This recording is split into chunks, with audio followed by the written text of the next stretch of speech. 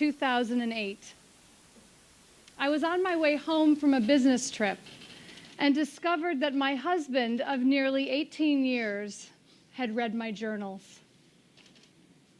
I was at the San Diego airport at my gate, and I looked down at my phone and I noticed that a voicemail must have come in while I'd gone through security. Just the sound of his voice made my knees buckle. And I found myself sitting on the carpet while people were boarding the plane around me.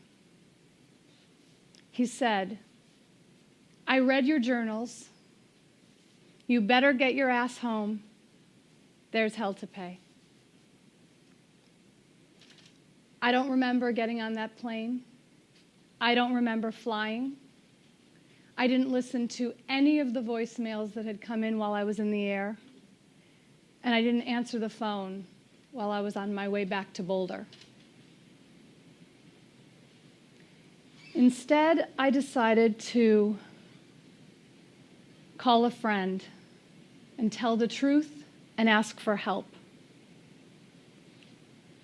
She said, "I don't think you should stay at home tonight." So I went straight to the St. Julian Hotel in Boulder, dropped my bags, walked the 2 blocks to my condo, stood at the base of my condo stairs, walked the 3 flights up, and he was waiting inside for me. He'd heard me coming.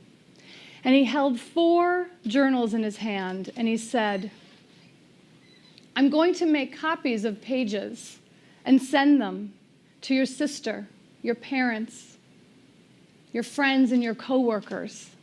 And let's see what they think when they know the real Nancy." He knew that my greatest fear was any sort of exposure. And no one knows how to push your buttons better than someone you've been married to for 18 years. Never let them see you sweat had been my motto. I was projecting an image of perfection to the world. I was very busy managing the perceptions of others. I had been chasing gold stars. I had been seeking validation externally instead of looking for it internally. In that moment, the taste in my mouth was of a marriage crashing. On the day I met my husband, it was as if he introduced himself to me by saying, "Hi, I'm broken."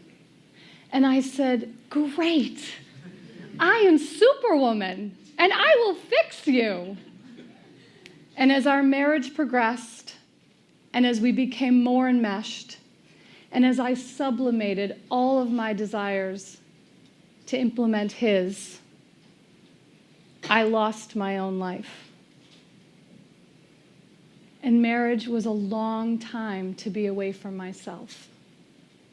And so the journey began. On that day, I knew I had a choice. I could either go back to sleep and stay in denial, or I could wake up, face my fears, and embrace change. And to this day, I am grateful that my now ex-husband read my journals, because I can't even imagine living in my old life. And I have learned to stop chasing the gold stars because there will never be enough. And I have learned that the only way we're ever going to have true connection is in the sweet spot where my vulnerability can meet yours. And I know that if I jump, my life will appear. I'd like to close with the poem that I wrote on the morning that I finally filed for divorce. It's called Hourglass, a last love poem.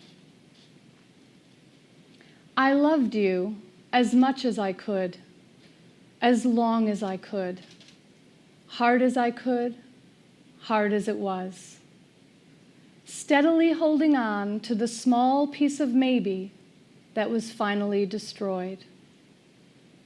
I have done all I can. We came together in our respective corners at the bottom of an hourglass, with our own strengths, our own wounds. Marriage is to be found in the voyage through the tiny neck of this timepiece, crossing up and over to the opposite quadrants. Those qualities of the other, missing in ourselves, are to be absorbed for each to become whole. My love, hard as we tried, we simply did not make it through the passage. The wounds too deep, the rage too loud, the voice too silent. And though I love you, I cannot be married to you. I lost myself in the giving of everything to you. I now know heartbreak in one is a pain unable to be healed by the other. We can only heal ourselves. For months I have been nowhere and everywhere, wheeling my home behind me into the havens of others. Now I need to land safely inside the space of my own.